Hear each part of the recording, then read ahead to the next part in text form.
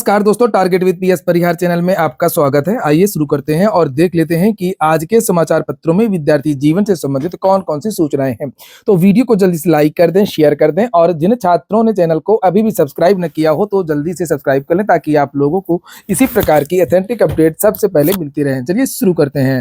खबर की शुरुआत करते हैं कुछ नई भर्तियों से और सबसे जो पहली भर्ती है यह है राजस्थान स्वास्थ्य विज्ञान विश्वविद्यालय से भर्ती आई है 182 पदों पर। ये देखिए यहाँ पर और जो पद हैं वो है सहायक रजिस्ट्रार, डिप्टी लाइब्रेरियन आदि की। तो इस समय मैंने पहले भी आपको जानकारी दी थी कि लाइब्रेरियन की जो भर्तियां हैं वो लगातार कहीं ना कहीं से आती रहती हैं और यहाँ पर भी एक वैकेंसी आई है। अभी 2 दिन पहले ही एम्स से विज्ञापन जारी हुआ था लगभग 4700 पदों के लिए, जिसमें जितने भी एम्स हैं भारत में सभी में लाइब्रेरियन की भर्ती होनी है। और लाइब्रेरियन के साथ साथ साथ में उसमें तो बहुत सारी भर्तियां थी, अलग अलग नर्सिंग ऑफिसर, डार्क रूम सहायक, इस तरह की बहुत सारी थी। और रेलवे से भी इस समय एक भर्ती चल रही है जिसमें टीजीटी, पीजीटी और लाइब्रेरियन का पद है। खैर, हम इस भर्ती की बात कर रहे हैं और इसका जो लास्ट डेट है वो 27 जनवरी है। आज के लगभग सभी समाचार पत्रों में इसके बारे में जानकारी दी गई है और ये वेबसाइट है recruitment.ruhsrag.co.in। और यहाँ पर नीचे एक और वैकेंसी है सुप्रीम कोर्ट ऑफ इंडिया में 90 पदों के लिए आई है। Law clerk cum research associate, last date इसकी 7 फरवरी है। आयु सीमा 20 वर्ष से लेकर के 32 वर्ष। मध्य प्रदेश मेट्रो से भी वैकेंसी है 28 पदों पर। सुपरवाइजर, मेंटेनर, अन्य पदों पर आवेदन आमंत्रित किए गए हैं। इसकी भी लास्ट डेट जो है वो 10 फरवरी ही है।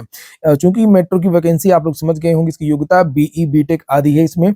और वहीं पर ये जो लाइब्रेरियन की जो भर्ती आई है डिप्टी लाइब्रेरियन की, आप लोग जानते हैं कि जो भी लाइब्रेरियन भर्ती होती है इसमें ज्यादातर भर्तियों में बी लिब या एम लिब का जो कोर्स है वो मांगा जाता है। और अगर आप लोग ये कोर्स करना चाहते हैं तो इसके लिए जो एडमिशन की जो लास्ट डेट है वो बढ़ा दी गई है, जो मैंने आपको पहले जानकारी दी थी। सुभारती यूनिवर्सिटी यहाँ से दूरस्थ सिस्टम से जो है वो कोर्स यहाँ पर चल रहा है। लिखा है centre of distance and online education. तो इसकी जो परीक्षाएं हैं वो 23 जनवरी से शुरू हो रही है। पूरा का पूरा जो कैलेंडर है स्कीम है वो जारी कर दी गई है। लेकिन सबसे बड़ी बात यह है कि इसमें लेट पेमेंट के द्वारा अभी भी यानी कल तक 15 तारीख है, 15 तारीख तक भी एडमिशन हो सकते हैं और 23 तारीख से आप इसी महीने परीक्षा दे सकते हैं दोनों सेमेस्टर की। क्योंकि जो बिलीव का जो कोर्स होता है वो 1 साल का होता है, 2 सेमेस्टर का। और लेट पेमेंट के द्वारा आप लोगों के जो एडमिशन है वो अभी हो जाएंगे और दोनों सेमेस्टर की परीक्षा हो जाएगी। फरवरी में आपका जो है रिजल्ट भी आपको मिल जाएगा। कुल मिलाकर के 1 साल का कोर्स 2 महीने के अंदर हो जाएगा। वहीं पर जो ये जो कोर्स है ना वो ऑनलाइन कोर्स है। घर बैठे आपकी परीक्षा होगी, किसी भी साइबर कैफे में ऑनलाइन एग्जाम होगा इस यूनिवर्सिटी का। आप कोई भी पढ़ाई कर रहे हैं, कोई भी नौकरी कर रहे हैं, तब भी ये जो कोर्स है दूरस्थ के कर सकते हैं।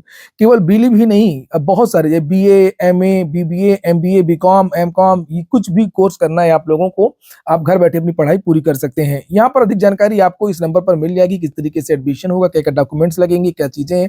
9454834533 और एक नंबर और नीचे लिखा हुआ है कि 6393300364। तो इसे आप लोग देख सकते हैं। अगली जो सूचना है वो टीजीटी और पीजीटी की है।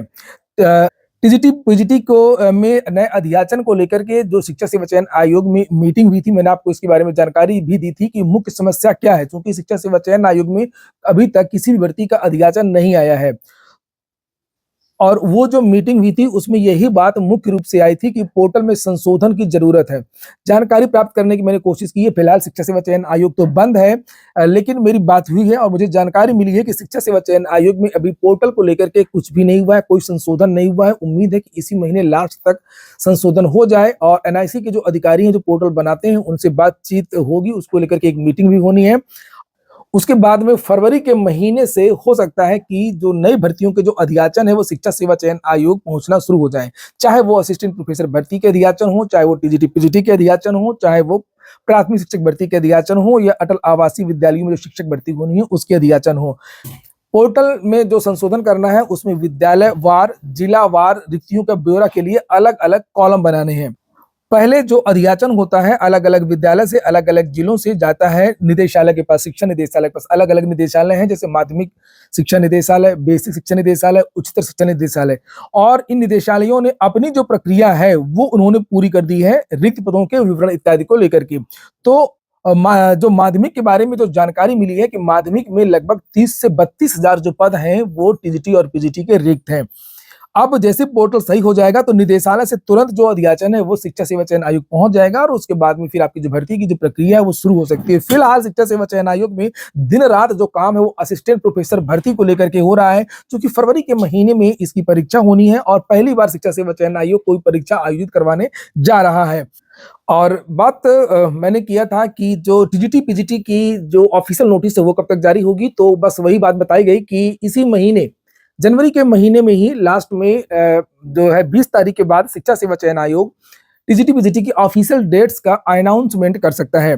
अगली जो सूचना है वो कुंभ की है। आजकल पेपर में कोई उस तरीके की न्यूज नहीं आ रही है और सारे आयोग बंद है और लगातार जितनी भी खबरें आप देखेंगे समाचार पत्रों में केवल कुंभ कुंभ कुंभ, चारों तरफ कुंभ ही दिया किसकी सूचना दी गई है, क्योंकि बहुत बड़ा पर्व है और बहुत बड़ा आयोजन है।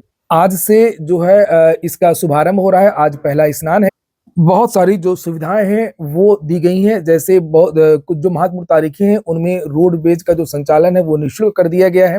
यहाँ पर लिखा हुआ है, ये देख सकते हैं आप लोग, 1296 रुपए में हवाई दर्शन भी होगा। जो प्रयागराज के आसपास जो टोल है, टोल प्लाजा, वो सातों टोल प्लाजा को टैक्स फ्री कर दिया गया है। रात से ही स्नान शुरू हो गया है, यहाँ पर ये देख सकते हैं समाचार पत्रों में जानकारी भी दी गई। 14 तारीख को यहाँ पर देख सकते हैं 14 जनवरी को सार्वजनिक अवकाश भी घोषित कर दिया गया है और ये जो स्नान है वो शुरू हो गए, ये आप देख सकते हैं यहाँ पर, ये देखिए। अगली जो सूचना है वो पुलिस कांस्टेबल भर्ती की है। यूपी पुलिस आरक्षी भर्ती के मेडिकल में मांगी रिश्वत, पुलिस भर्ती में शामिल अभ्यर्थी द्वारा शिकायत की गई कि सिविल लाइंस थाने में मुकदमा दर्ज कर जांच की जा रही है। अब इसमें मामला ये है कि यूपी पुलिस आरक्षी भर्ती प्रक्रिया के दौरान रिश्वत मांगने और वसूली का खुलासा हुआ है। मेरठ पुलिस लाइन में डॉक्टरी और मापतौल के दौरान एक अभ्यर्थी की छाती का माप कम बता दी गई और इसके बाद छाती का रिकॉर्ड पूरा करने के लिए 50,000 रुपए की मांग की गई। ड्यूटी पर तैनात सरकारी डॉक्टर ने अभ्यर्थी के पिता को पुलिस लाइन गेट नंबर 3 पर एक कार सवार के पास भेजा था। अभ्यर्थी के पिता ने आरोपी की गाड़ी का फोटो ले लिया और शिकायत के बाद डॉक्टर समेत 3 लोगों पर वसूली का मुकदमा दर्ज हुआ। बहुत बढ़िया काम किया, नहीं तो ज्यादातर जो लोग वो बताते नहीं है। बहुत बढ़िया काम किया, ताकि डॉक्टर है वो पकड़ा गया। लिखा, डॉक्टर के संबंध में सीएमओ और शासन को रिपोर्ट भेज दी गई है और बागपत के टिकरी निवासी निखिल राठी ने यूपी पुलिस आरक्षी भर्ती में आवेदन किया था। और चर्चाएं हैं इस बात को लेकर के पुलिस भर्ती में जो विद्यार्थी हैं जो मेडिकल करवा रहे हैं कि जो रेट है वो 50,000 का चल रहा है अनफिट को फिट करने को लेकर के। यूपी में अब हेलमेट नहीं तो पेट्रोल नहीं, ये भी एक अच्छी पहल है। उत्तर प्रदेश परिवहन विभाग ने सड़क दुर्घटनाओं में दुपहिया वाहन चालकों की जान बचाने के लिए राज्य के सभी शहरों में हेलमेट नहीं तो ईंधन नहीं नीति सख्ती से लागू करने का निर्देश दिया है। परिवहन आयुक्त ब्रजेश नारायण सिंह ने एक आधिकारिक पत्र में ईंधन स्टेशन संचालकों से कहा है कि वे ऐसे दोपहिया वाहन सवारों को ईंधन न बेचें जो हेलमेट न पहने हों। राज्य के सभी 75 जिलों के डीएम और संभागीय आयुक्तों को भेजे गए पत्र में इस उपाय की तत्काल जरूरत पर जोर दिया गया है। राज्य में हर वर्ष सड़क हादसों में 25 से 26,000 लोगों की जान जाती है।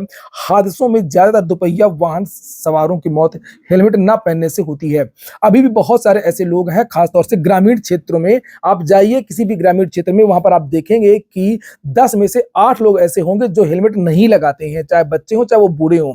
और सबसे ज्यादा जो एक्सीडेंट होते हैं वो दुपहिया वाहनों से ही होते हैं, ये बात भी बिल्कुल सही है।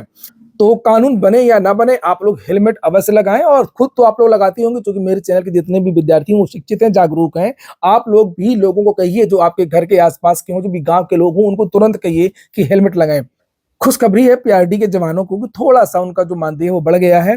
लिखा है, मुख्यमंत्री योगी आदित्यनाथ ने पीआरडी जवानों का भत्ता बढ़ाने की घोषणा की है और प्रदेश के करीब 35,000 पीआरडी जवानों को 395 रुपए के बजाय 500 रुपए रोजाना ड्यूटी भत्ता मिलेगा। 395, देखिए जितना मनरेगा के आसपास इनको वेतन अभी तक मिलता था। वेतन क्या मिलता था, मानदेय जो है वो मिलता था।